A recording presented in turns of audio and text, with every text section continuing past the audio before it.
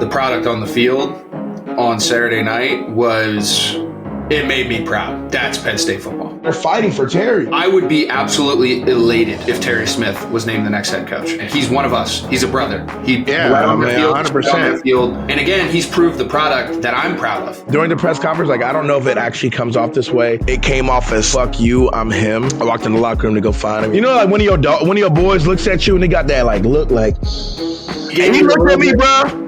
He was just like, "They looking all over the country for somebody." He said, "I'm right here," and just walked off. I'm like, "Yeah, Terry, come on, T. Smalls, stop playing."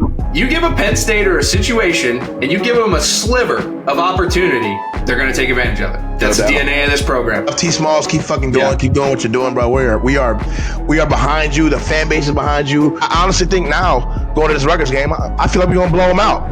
That's an incredible feat and something to not be taken lightly. Katron, man, as a boy from the 757, Virginia boy, salute, congratulations. That is an elite. Nah, facts. Huge, man. Congrats. For real, that is huge. And to do it the way you did it, never a fucking complaint, never a fucking, I should be the one this, I should be the one that. Just always being a team player. Just always, look, I'm going to do my job when it's time for me to do my job. I'm not going to be a distraction to the team. You want to be the number one guy? Go show you the number one guy. That's what he did. Quarterback sneak right side. Touchdown, Penn State.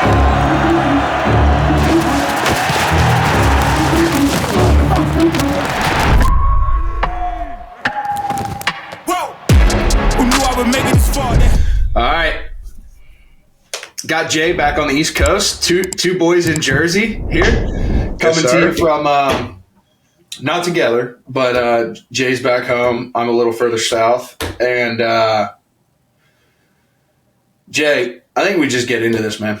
Because this has been, in my opinion, just the most intriguing thing to have so much emotional attachment to, at least for me personally, right? I have so much emotional attachment to this thing for a lot of reasons, probably worth a completely different conversation that is too long for us to get into right now, but I'm worn down. And I just want to backtrack this. I think this is top of mind, the football secondary, and I obviously want to get into the football because the product on the field on Saturday night it made me proud. I was just that's Penn State football. Yeah. I think that it all starts. I literally tweeted that during the game, and my tweet went viral. I was like, I tweeted in middle of the third quarter, maybe. Yeah. I just tweeted, I said, "This is Penn State football," and it went viral. Just off the strength, you can just tell everybody had the biggest relief. They're fighting for Terry. Terry's down fighting. Yeah. The energy is different. People are being held accountable. Yeah. Our best players are playing like our best players, which was an emphasis to Terry. If you listen to the press conference after the game, and she's like, if you're one of our dogs, if you're one of those guys, we need more out of you. If you're one of our dogs, you need to go and be a dog. Period. End of story.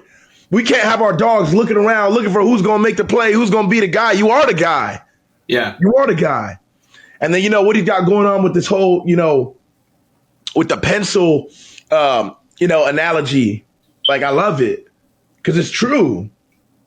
Okay, we didn't have the season that we were supposed to have, right? Terry first became interim how many games ago? That was his third game coaching, right? This is this is going to be his fourth?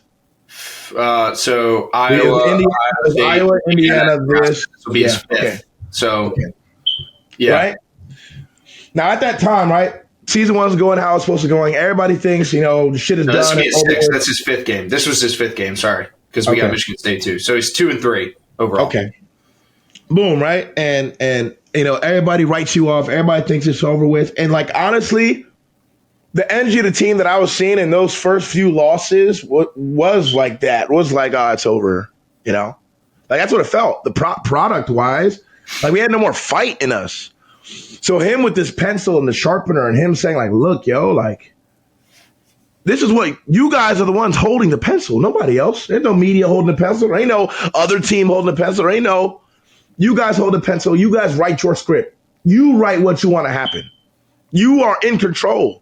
You know, and I feel like they've really taken that mantra and they've really run with it, man. They're fighting for him. If you saw Terry in a press conference yesterday, bro, like I was ready to literally like a fucking cartoon. I was ready to jump through the fucking roof. Like I swear to God, like this dude had me geeked up. Like he's basically looking at the whole media and asking these questions like, oh, you know, this, that, and third, do you consider something like that? He said, I've been a head coach for 12 years. So I was a head coach in high school for 12 years. Yeah, I know it's a different level, but coaching is coaching. Yeah. He said, raising up young men is raising up young men. It don't matter what level you do it at. He said, I used to be the wide receiver coach when I was under Franklin under Coach Rule. Back when he worked with Rule, he said, I was a wide receiver coach. I came to Penn State and I started being a DB coach. He said, at that time, Penn State didn't put no DBs in the league. Now we went at the top of the country putting DBs in the league. Coaching is coaching. Like, bro, he was spitting. Like, Terry was spitting, bro. Like, for real. Yeah. Well, and like, that's, I think going back to what I said, like, it's the ethos, right? Like, he gets it. And the product matches what this place is about. You're going to have a hard time finding any, you know what, screw it. I'm going to play Pat Kraft right now. Like, let's just take this back. So this is what Pat Kraft said he was looking for in the next head football coach at Penn State.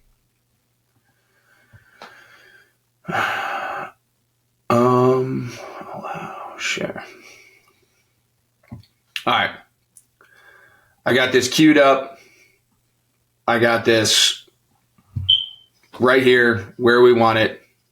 And this is exactly from the horse's mouth what he's looking for. And let's unpack it from there. We're going to continue to conduct a national search. Our next coach will be someone who embodies everything Penn State stands for: integrity, accountability, toughness, humility, and an elite motivator. We'll find a coach who can achieve excellence at the highest level, doing it with confidence and conviction. Recruiting will always be a pillar here. We want someone who will attract elite talent, retain players in the NIL era, and make Penn State a destination. This is also about the modern era of college football. Our next coach needs to be able to maximize elite level resources, attack the transfer portal, and develop at the highest level. This person has to fit Penn State. They need to represent the toughness, the blue collar work ethic, and the class that defines this institution.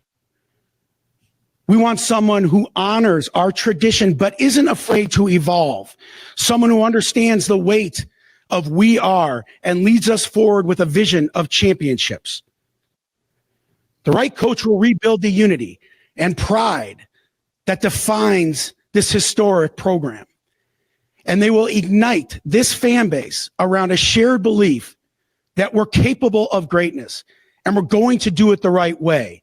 And we are the best program in the country. We have made significant investments in this program. We compete in the best conference in the country. And we have the best fans and alums in the country. With a renovated stadium on the horizon, I have nothing but confidence in our future and in our ability to attract an elite leader for our Penn State football program. All right. So that's straight from the horse's mouth. I think there's a lot to unpack there. And because I think Terry checks a lot of those boxes. I think he checks all of them.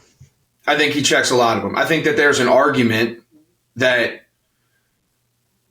other options will have, quote unquote, more experience in certain areas.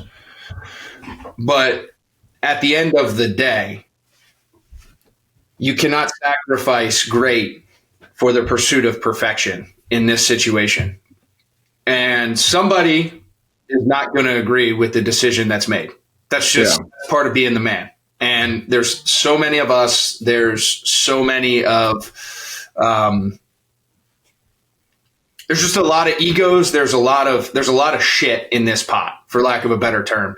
Yeah. And you have to figure out. That's why Pat gets paid the dollars that he gets paid, and he's running the search that he's running, and ultimately doing this. It pays to be the man, but you have to be able to live through all this. So what I pulled from that, and I'm excited to hear what you pulled, is Terry checks a lot, like you said, if not all, but a lot of those boxes. And he's put it on display. There's no, is it going to work? There's no hypothetical with some of those things. The product on the field matches what this place is about. His transparency, his humility, and his understanding of this place, you're not going to find anywhere else. Just not. It's not gonna happen. Motivator, you talked about the pencil. Checks that box. Recruiter, checks that box. Developing talent, checks that box. At the end of the day, I'm at the point now where the way this has shaken out, you've given Terry too much. If you were not going to go with Terry Smith at the beginning of this, you've given him too much of an opportunity to build too much momentum and prove the points that you might have used against him wrong. And that's tons of credit to Terry Smith for that. And that's why he's one of us. You give him a fucking sliver of opportunity, he's going to take advantage of it because of his understanding of the place. So where I'm at, I talked about Drink last week. That was out here, blah, blah, blah, palms up, all that shit. Where I'm at now, and I'm ready to stand on this mountain, there is a extremely short list. And if you go outside of Terry Smith right now, it has to be somebody who has won a national championship and is relevant right now. And if you can name someone who's done that, it's going to be very tough. Very, very tough to not hire Terry Smith right now. Yeah. I mean, I agree wholeheartedly, bro. I agree wholeheartedly. Like, when I think of Terry, Terry should go so far back. First of all, like, when people talk about like Penn State, when Penn State like really is like, Terry's got family that's gone here. He's been drenched in Penn State culture since he was young. Like, that's been the case, right? Terry Smith, as a player here, over 2,000 yards, 15 touchdowns. That might just be one season, actually. 2,000 yards in kick and punt return. Was an absolute dog from a standpoint. He was like 5, what? How tall do you think Terry is? 5'6"? I'll give him 5'7"? 5'8", 160. Yeah. You know, a 5'8", 160. But the motherfucker who played like he was 6'2", 200 pounds. Like, this shit, because since Taylor was not only a player, but he played here. Like, let's talk about who he was as a player too. Because I think to me personally, that brings a lot to the story here. Yeah. I know what it was like to play under Dan and what it was like to have a coach who really played at a high level. Like, that shit really matters. If y'all think that doesn't matter from a player perspective, you don't get the opportunity often to play under a coach who had success at the highest of levels of this game. It just does not happen often. So that's another thing. Who he was as a player, he was a small dude, played like a freaking giant, showed up in all the big moments. Everything he talks about and says are things he's lived and done. It ain't coach speak. There's no such, when Terry speaks, there is no such thing as coach speak because he lived it. That's the truth. Yeah. We got a lot of people nowadays who just talk, and they ain't never done it. Plenty of coaches out there who talk, and have never done it on the field. Terry's one of the ones who talks and has done it. Period, end of story. And he don't talk too much, and he mean everything he say. You listen to what Pat talked about from the toughness, from being absolutely everything that Penn State embodies from top to bottom, from being, like you said, being able to recruit, develop, like. And here's my two most critical things when it comes to this. Because it's very easy to sit here and say, and to a degree, I understand and almost agree with it, is one, you don't make the move that you made to hire Terry. That's what a lot of people are saying. You know? You don't go and fire Coach Franklin and then hire, a guy that's under him and has been under him for 12 years that has been in front of your face. That doesn't optically make sense, right? But hold on. Let's stay right there because I think that's awesome. But at the end of the day, this is the best. To me, this is what you're seeing from a product standpoint. It doesn't make sense. Yeah, like if you just say it, you're like, what? But when you watch the product, it's drastically different. Yeah, it is. And unfortunately for Coach Franklin, really, one of your assistants understood this place, understood how to maximize this place, and understood how to get people to play to the level that is expected of this place, broad stroke, was on his staff.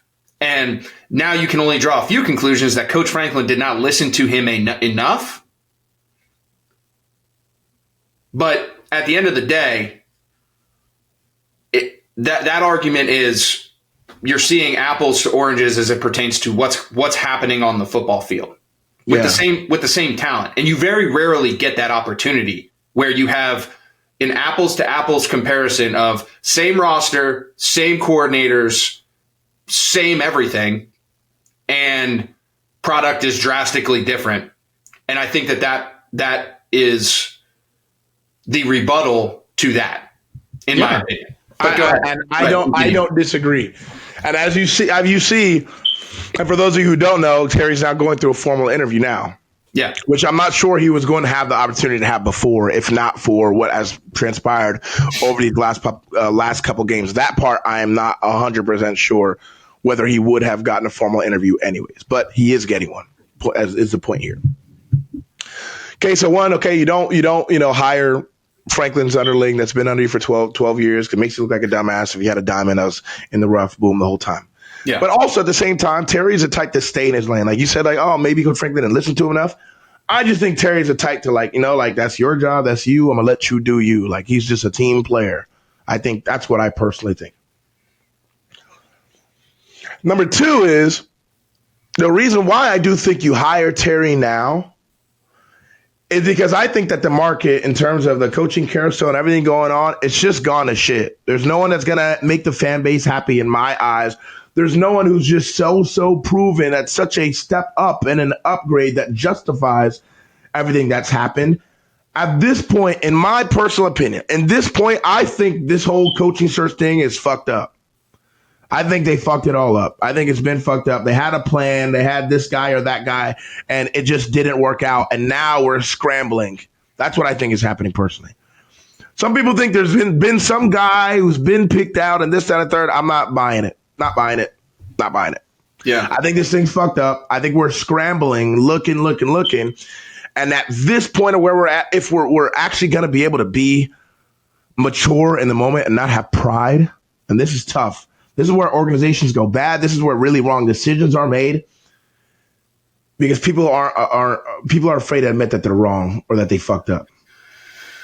Yeah. And at this point in time, it's wrong. It's fucked up. So you hire Terry, and one that gives you the option to see if what you've seen these past two games is very for real. And if that's the case, he ends up being a guy you extend because that's going to win Big Ten championships and this, that, and the third, boom, boom, boom. Or two, at the very least, you have a team that goes out there and fights, and at least you're going to watch Penn State football every Saturday. Yeah, that's your product. Or a couple years. Maybe it's 2 years. Maybe it's 3 years. Let's say 2. Yeah. 2 years, a big name comes up, boom. Everybody knows what the situation is. Everybody knows what's going on, including Terry himself. Terry collects some head coaching experience at a very big university. If he wants to go be a head coach, maybe he gets the opportunity, maybe he doesn't. Whoop-de-whoop. But at least within those 2 years, a name pops up because somebody's contract's up, and we can't have people ducking us. We can't have universities safeguarding their guys like what happened in this coaching carousel. And you hired a guy that you want, a guy that actually everybody will be happy about, that knows about the culture, that wins, that's proven, that's all of those things, checks the boxes. Yeah. But right now, it's fucked up. What's interesting is you paint a picture of like this is now like House of Cards, like political warfare. Right. I think we're at that point in this conversation. And like I said, you can't sacrifice great for the in pursuit of perfection, because there's no perfect solution in this thing, because like you said, someone's going to not be happy with something. But I think like there's a very, very small group of people right now that you can even consider to bring in here that's not Terry Smith.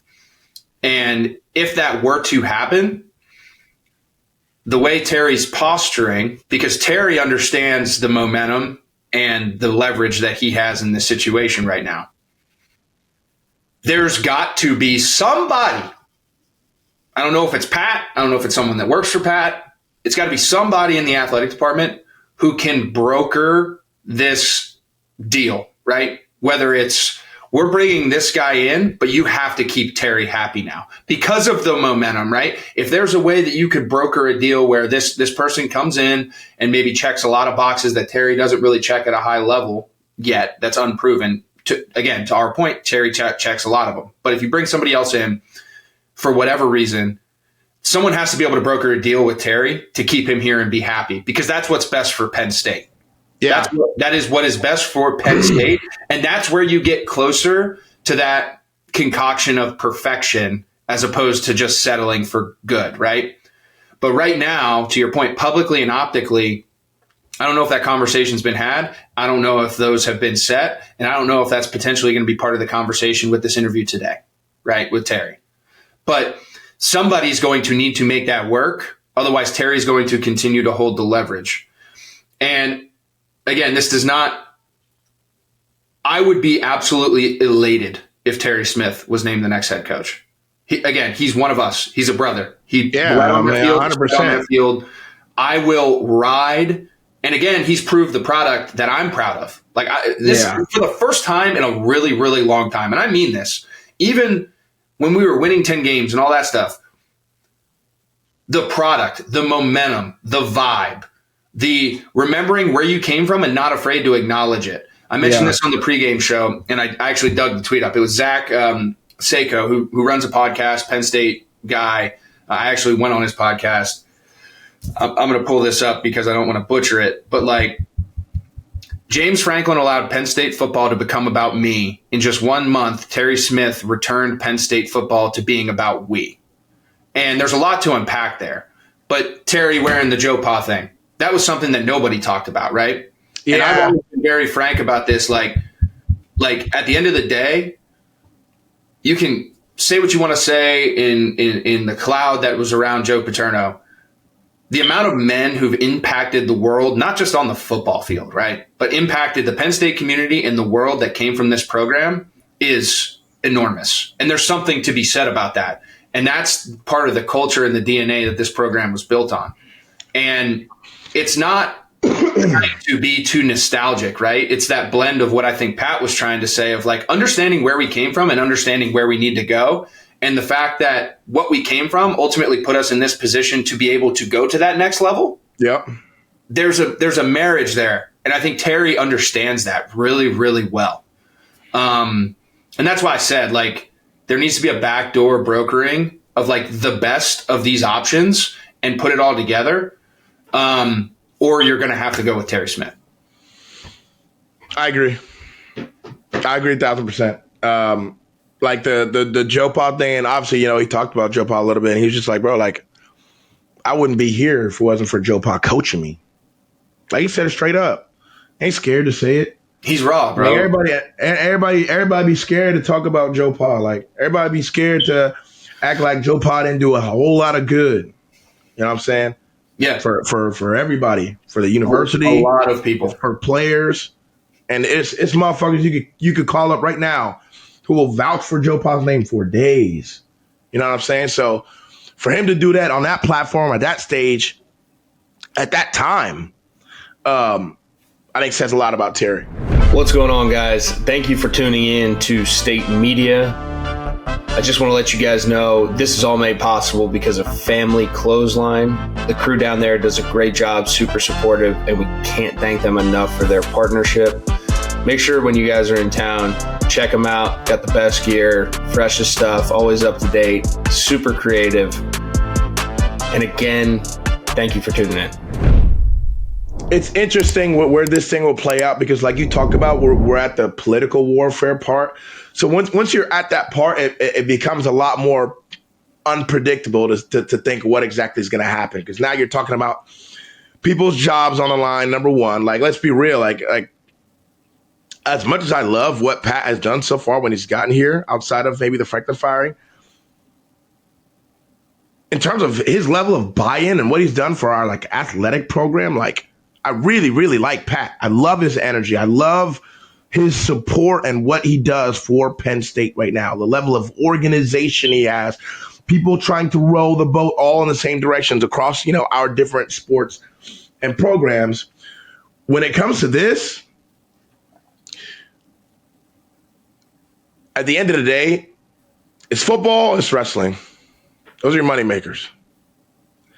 Football goes to shit, your job is at risk.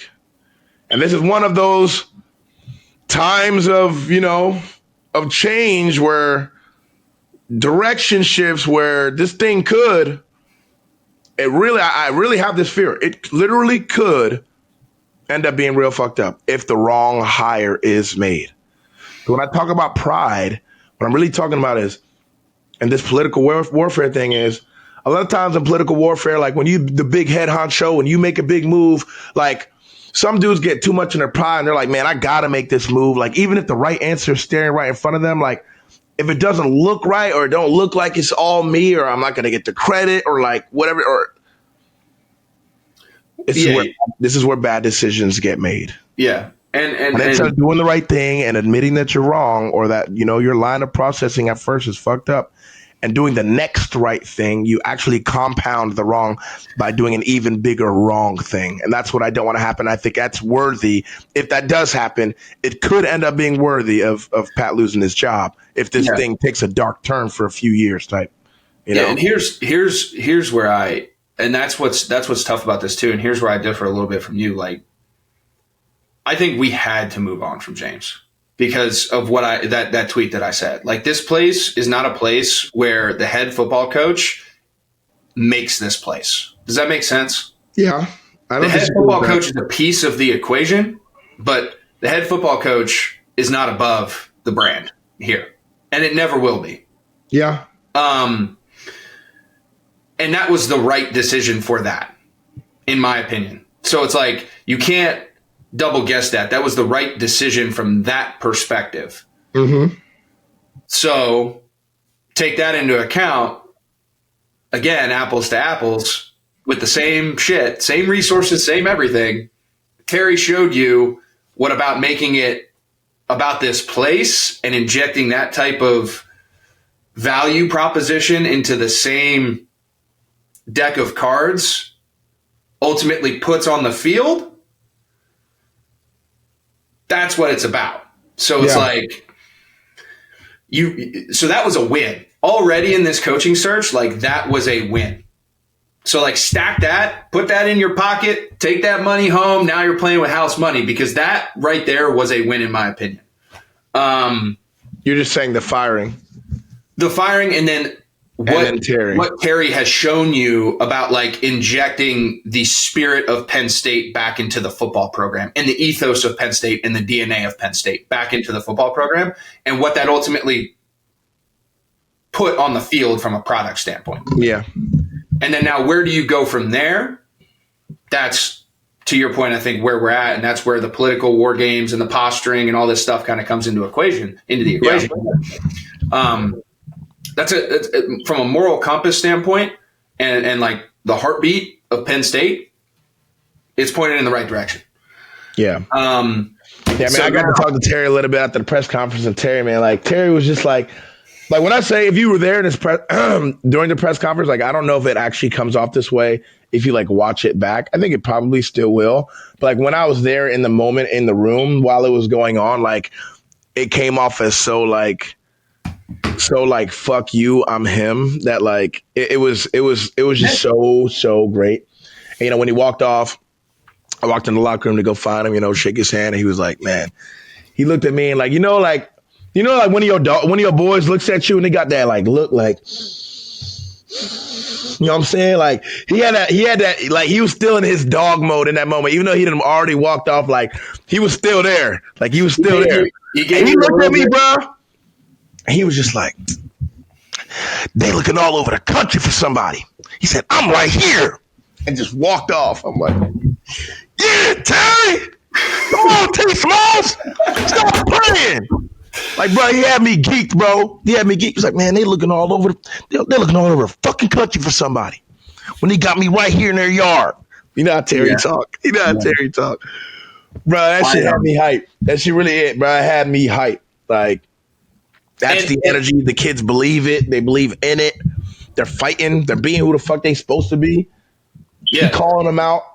What I love about Terry is, and I stand firm on this, Terry did not want to be the guy early. Like he did not. I don't think he wanted to be the answer. Yeah, you're like saying like first game, second game type. I don't think he wanted to be the answer. I agree. I don't think so either. I think he got a taste of it. Yeah. And and everything that he poured into this place, it was probably a lot of reflection, a lot of prayer, a lot of all of that. Yeah.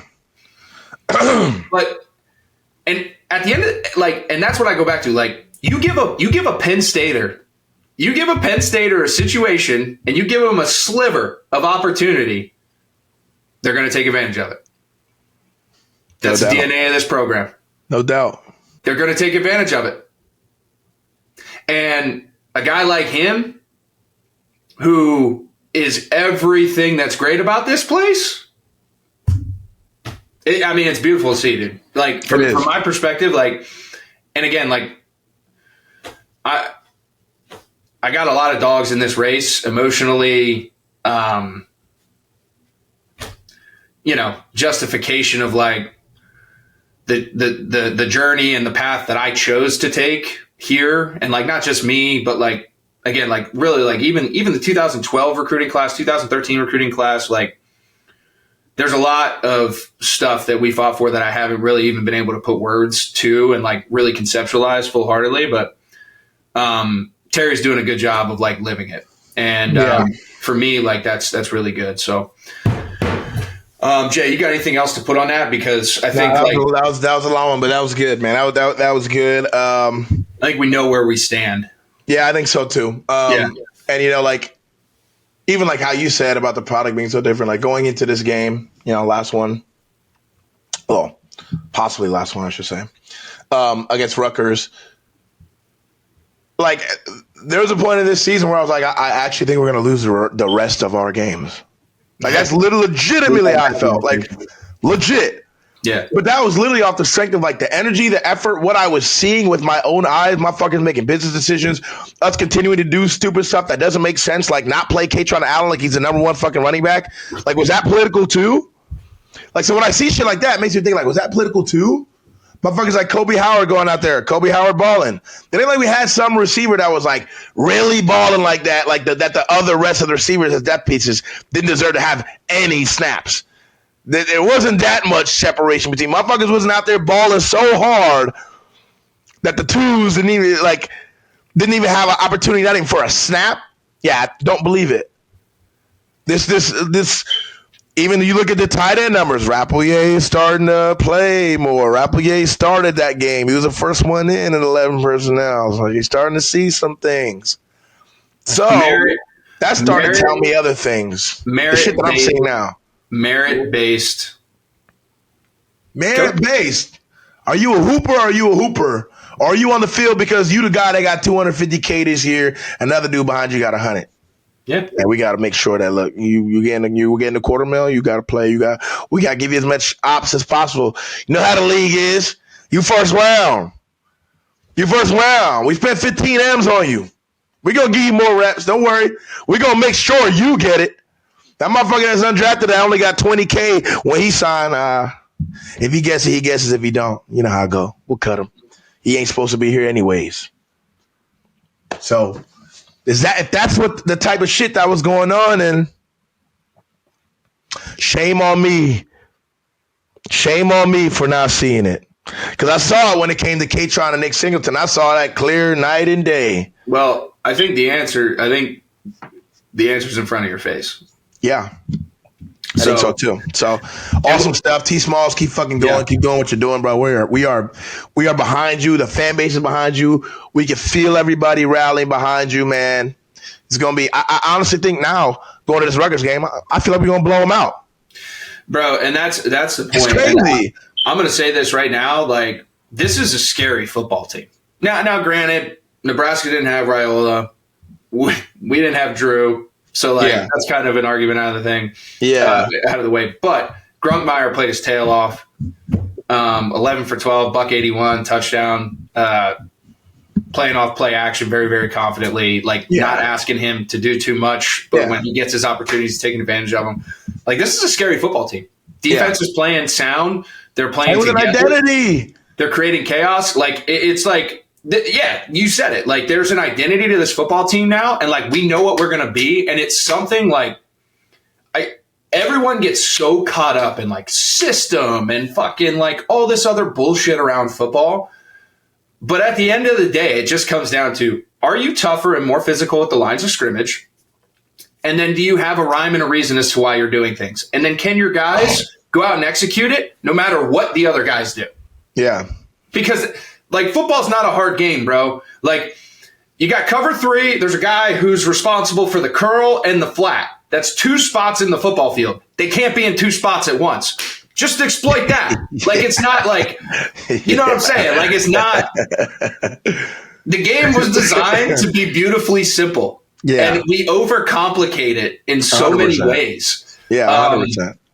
And we're seeing now us doing it, and we have an identity. And I've always been staunch. I don't care if they know what we're doing. I don't care if they know percentages, PFF, and what. I don't care. Stop it. And we're at that point, and I love it. Yeah. And we're not only at that point, but we're dictating terms from that point. Mm-hmm.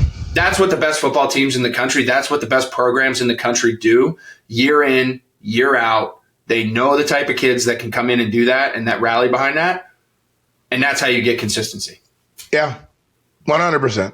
I'm with that. I love what I see. I think we're going to blow Rutgers out. I think we're going to go to a bowl game. We're going to win a bowl game. And that this story is at the very least going to end on a good note. Yeah. And, we will see what these upcoming weeks, look like when it comes to the coaching search and all that. But hey, that's where we're at. I think we should talk about the game some. Yeah. And I want to, man. I mean, what I think we talked high level, what stuck out to you maybe in the minutia of it? Yeah, well, obviously we're so happy about the product on the field that we haven't even gotten to the game and why we're so elated right now. But man, it was awesome. I mean, offensively, we've been talking about the growth of it, as of these last really 2-3 weeks in the play action game and the run game, and committing to not gimmicky bullshit runs, but fucking downhill, run the ball down your throat runs. That the scary, we are a physical football team, violent type of runs. And that's the sad part about it is we were bitching about the O-line and all this stuff. And it's now the O-line's balling right now. Balling. And it's geez, was this really just was this really just an energy and effort thing? Were they really just not playing for Franklin? Which is crazy to me. Because I love Franklin. I played so hard for Franklin. I thought he was a great motivator, but did he lose his sauce? I don't know. Obviously I haven't been in the building, and when did we leave? 2017? I was out of the building by 2017. Been a long time. Maybe did he lose his touch? Whatever. They're fucking playing. Down your fucking throat. Think Katron averaged 8 yards a carry. Think at 25 for 160? You fucking kidding me? All-time record. You get Nick in there for 2 touchdowns too? Bro. It went for over, I think it was 240 yards. It was around 240. Somewhere around then, if I remember. He ran for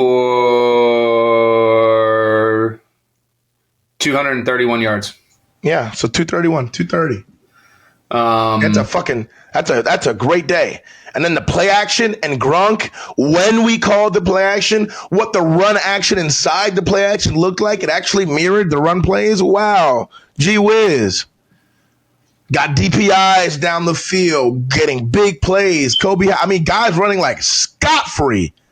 I'm not even talking like tight window throws, woo, woo, woo. Like, I'm talking like Kobe Howard on a 15-yard sail route, and he's wide the fuck because the curl flat defender in cover 3 bites up so hard when he sees Kaytron Allen running outside zone straight at him. And the last time outside zone was ran straight at him, Oliva Vega Ione took his ass out of bounds because he was blocking him so goddamn hard. So guess what? He had his fucking eyes and ears on the swivel, ready for that run. Boom, sorry, pass. Kobe Howard, big gainer. Yep. The game could all be so simple. Yep. You know? It's there's a beautiful thing in simplicity with football. It really is. And that's like these guys are embodying it right now, to your point. You know, you bring up a lot of good – first off, Kaytron Allen, like the guy's been splitting reps his entire career. Which is really the craziest part about all of this, honestly. And, I mean, you're talking, say, Curtis Enos, Franco Harris, Blair Thomas, Kajana Carter – Evan Royster. And Evan Royster at the top. And I'll be honest with you, Evan Royster, when I was a little pup, was the guy that I watched. And that dude was one of the smoothest operators. For real? When it came to running the football. Bro, Evan was so good, man. And like playing NCAA like 05, 04, 03. Yeah. When I was Penn State, bro, I was feeding deuce around. But like, it's that's an incredible feat and something to not like be taken lightly. Like Kaytron, man, as a boy from the 757, Virginia boy, salute, congratulations. Like that is an elite. Facts. Huge, man. Congrats. Like for real, that is huge. And to do it the way you did it, like never a fucking complaint. Never a fucking, I should be the one this, I should be the one that. Just always being a team player. Just always, look, I'm going to do my job when it's time for me to do my job. I'm going to do my job when my number gets called. I'm not going to be a distraction to the team. I'm not going to be bitching the coach, woo. That's the attitude you're supposed to have. You want to be the number one guy, go show you the number one guy. That's what he did. And now it's just gotten to the point where maybe, it took Franklin getting fired. But it's gotten to the point where this shit is crystal clear who the number one guy is because he's been putting that work this whole time. Mm-hmm. Like, let that be a testimony for all of you young athletes who want to bitch about sharing snaps, who want to bitch because you're not the number one guy, you're not getting the snap count that you should get, or you think that you deserve, woo. It's a dude that's Penn State's all-time leading rusher, past all these names that you just heard Christian mention. Never once bitched. I would promise you, Kaytron Allen's parents ain't calling up Coach Franklin and Coach Smith saying, why is my son this and why is my son that? Nah, you know what he did? Head down, go to work. Head down, go to work. Head down, go to work. I'm not going to complain. I'm not going to be a distraction to the team. I'm going to be a leader. I'm going to do shit the right way. And look what happens when you do. Penn State kid. So let that be a testament to all the young athletes. Let that be a testament in college football today. To all the motherfuckers who run away from smoke, from all the motherfuckers who run away because shit ain't going my way, because shit ain't looking right, because this coach is fucked up, and it's not me, and it's not me, and it's not me. Let that be an example. Yep. And I made sure that that's a big note. Like that's a big thing. And Nick Singleton's probably going to break the touchdown record this weekend. God willing, he stays healthy, which is another thing, right? So that's a testament to the two of them, right? 2-back system. You see both these dudes eat. Phenomenal careers, represented the program the right way. Thank you, boys. Now, defensively, from my perspective, man, like I said this, I think heading into the Iowa game, like during this change, like with all this stuff with the defense, what they need to kind of get to is like living and dying by the 3 ball and creating chaos. And like, we still early in that game, Emmett Johnson rips off a big one. Like there's an element of like feeling out, and we are going to get gashed in some capacity right now with kind of the personnel and like where things are at. But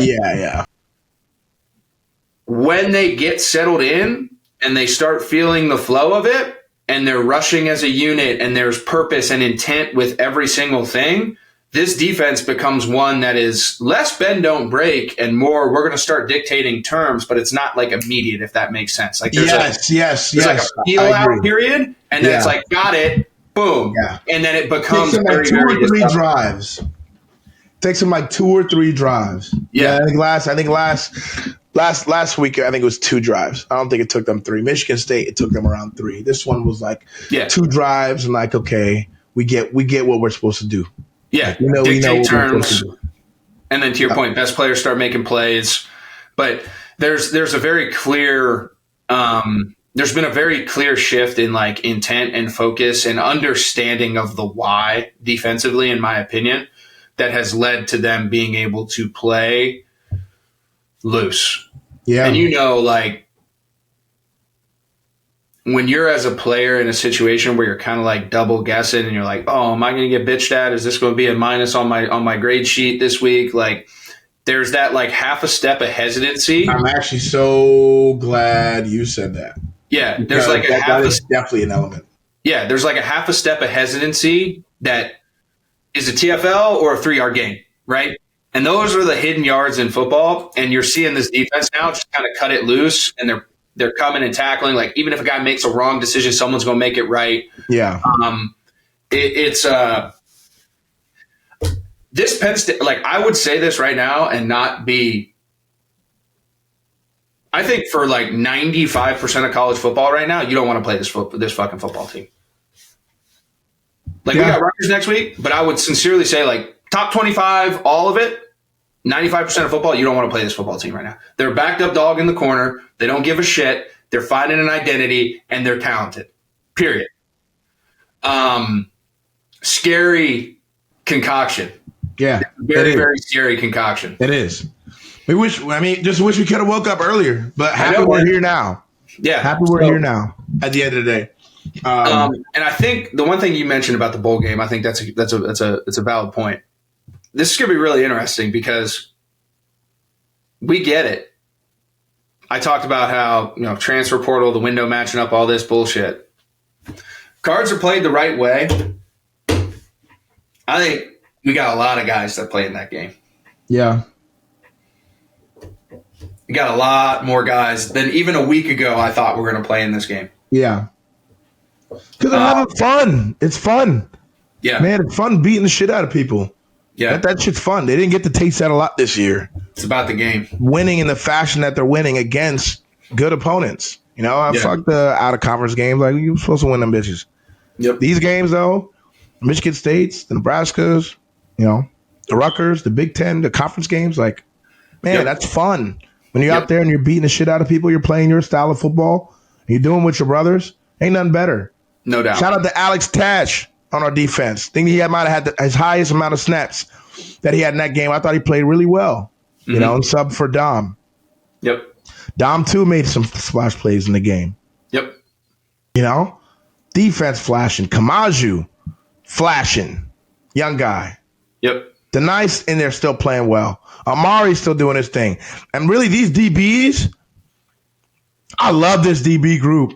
Like, really, man, I love this DB. You talk about a group that's unselfish, who like legit has 5-6 guys, like maybe you can argue 7 guys who are like legit, who are ones. Like, man, don't see any bitching in that group. Yeah. And that's hard for that group, just in general. Yeah.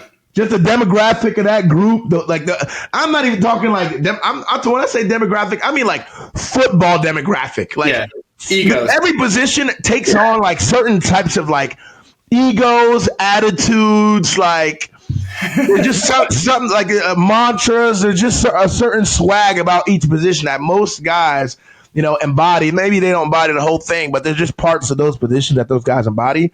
So for a DB room, that's hard. Yeah, you got guys that are ones like that. That is hard to keep them guys together.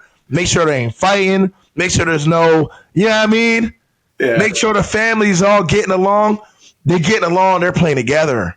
Davion Collins, Ellie Washington, Zakee Wheatley, Day Lane, Zion Tracy. I get AJ Harris. I could keep going. Like, Dogs across the board, all playing together, communicating well. King Mac.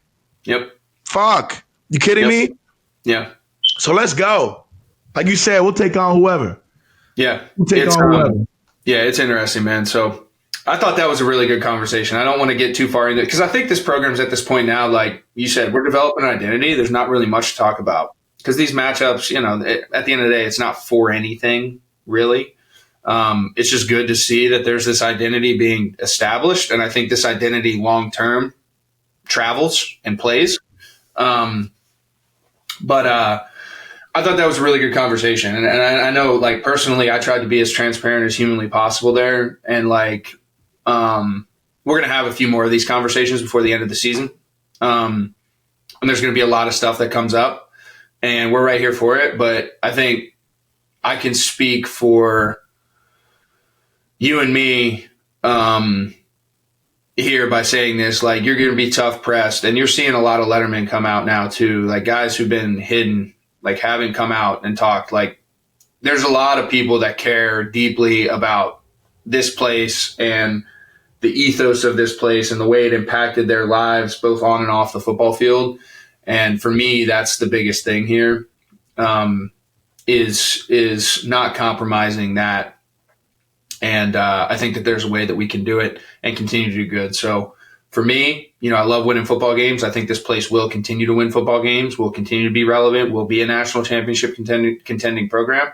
But I wanted to do it the right way because that's what we fought for. Yeah. Love it. That's a great note. That's that. And we're going to continue to hammer away here. Like you said, I expect a very good, strong, motivated performance against Rutgers. We'll be on the pregame show, and we'll be back rapping right after that, and probably some more news coming up. So some more interesting conversations ahead. But appreciate you guys listening. As always, make sure you're checking out State Media, all social channels, YouTube, the whole nine. It's all out there, and we're going to continue to try to bring you most insightful, engaging content there is surrounding the program with people that help build it. So, Jay, appreciate you, bro. Enjoy Thanksgiving. Happy Thanksgiving as well to all you guys. Big Thanksgiving week. Big Thanksgiving fan right here. So enjoy it, and we'll catch up.